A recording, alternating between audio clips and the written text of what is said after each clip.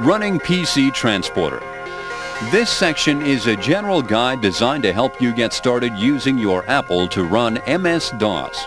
For specific questions and information on customizing PC Transporter for your particular computer system, you will need to refer to the user's manual. First, make backup copies of both sides of your PC Transporter disk. This is very important. It is a terrible inconvenience for you to have to replace a crashed master disk.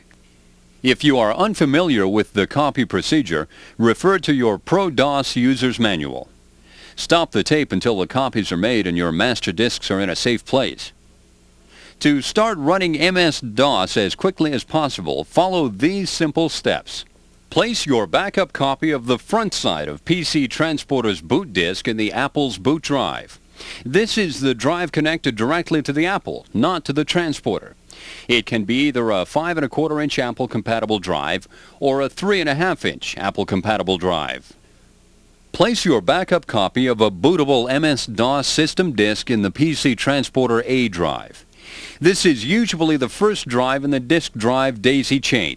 You can use the trans drive shown here or an Apple 3.5 drive. Now, boot the Apple.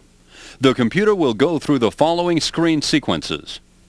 This screen, with the prompt Loading from Disk, means that the PC Transporter is loading the MS-DOS operating system into your Apple computer.